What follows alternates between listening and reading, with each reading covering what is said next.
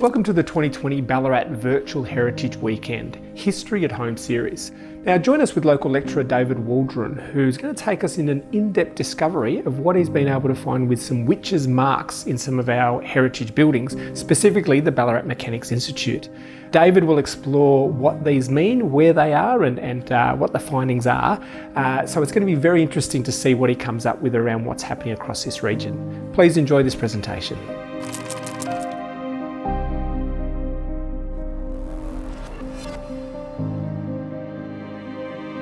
Hi, I'm Dr. David Waldron, Senior Lecturer in History at Federation University. And for many years now I've been researching the old folklore, customs, traditions of the goldfields. The people, when they came here at the height of the gold rush from Ireland, Scotland and England, brought their folklore and tradition with them.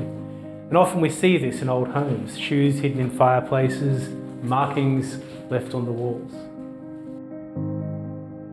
So in Britain, the use of candles to draw soot-stain marks on the roof was a common way, again, to ward off evil spirits, especially, for instance, if a child was suffering routine nightmares. And quite regularly in old houses in the attics and basements, you'll find all these designs and symbols drawn with candle soot. Here we've got an extraordinary array of these sort of marks in Australia, quite unique in the country. If you look at these marks in detail, you can see that they've taken their time, they've etched the marks out clearly before going over it very heavily in soot, which is remarkable. These particular star shapes, again, in Britain, they refer to them colloquially as demon traps, but meant to be like dream catchers to ward off bad dreams and bad luck. We don't really know how much people actually believe these things as much as folk customs inherited from the past, like hanging up a horseshoe over your doorway and not making sure it doesn't turn upside down. However, that being said, when you look at these marks, they're also in the shape of the Southern Cross. Perhaps it was some sort of eureka or patriotic reference. There's the date here, 1882, which is also the year of the Great Creswick mining disaster. Perhaps it referred to that, or good luck for the people who were trapped in the mines in that awful incident. If you look here, there's also the reference to the Fallen, which I've heard people suggest is perhaps referring to World War I. It could be, but why the date 1882 over here? And once again, we have perhaps even more explicitly the Southern Cross, which is also significant. In terms of the meaning, we can only really speculate what all these were referring to, but someone spent a great deal of time and effort following an old British folkloric custom of writing in the roof with candle soot.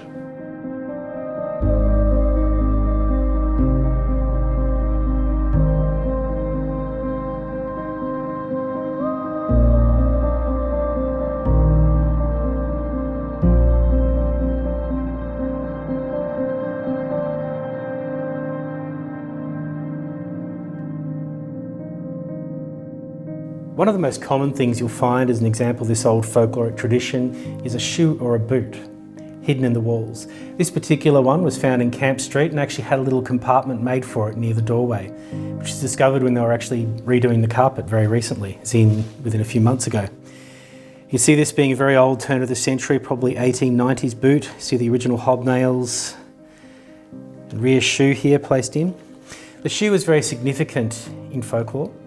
Two reasons. One is the shoe comes in a pair. They always want to be together. And putting a person's shoe in the wall will cause it to want to have the person stay there to keep those shoes together. Other things people might find in the walls of your home. Playing cards. One very interesting example I came across was people who found inside their fireplace a jack of clubs and some flowers. Significant of the jack of clubs, we found out, was in old Scottish folklore that was to find yourself a man. Particularly a tall, handsome, roguish man, preferably one with money, I imagine. Here's another example of something you might find in the walls. This stone, it's been very clearly shaped to have VV, the symbol for the Virgin Mary, Veneratus Virginium. Again, good luck placed in the walls of a home. We have poppets, again used to protect people who are suffering from illness. Again, often placed with flowers and so on, believed to be helping to protect them. Sometimes the opposite as well, not making them better, but making them worse, depending on how you want to see it.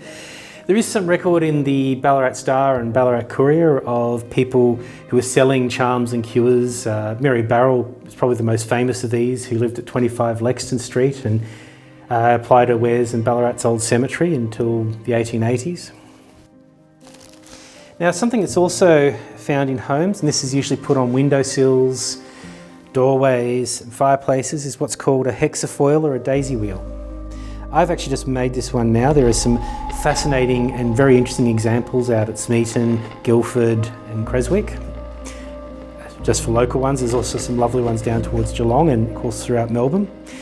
These were made on doorways to protect against evil spirits and were made with one of these. This is called a race knife, or carpenter's scribe. Now these as tools were designed for use on ship to write messages, to keep track of where particular pieces of wood and so on were going to go, gives you a nice round angle. It was also used in barrel making as a way again to write messages and so on wooden barrels. And a hexafoil could be made like so.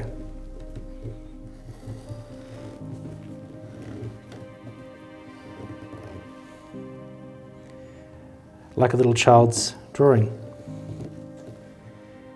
And by stepping at each point, you could make the petals of the daisy wheel. And once again, this was always at thresholds, windowsills, doorways, and other locales. Something else you can also find, old examples of folk magic. This pick, when restored, you can see has marks on it, the VV symbol. And on this side, you can see the two pentacles. Now, when this was treated for rust, they found these markings and it was initially referred to me. People wondered if it was Masonic. And it's not Masonic, it's old Cornish folk magic. The VV for, again, the Virgin Mary. And the pentacle, which doesn't have its contemporary sinister connotations out of Hollywood. At the time, it represented the 5 wounds of Christ. Something you put on a pick to bless yourself and give yourself safety.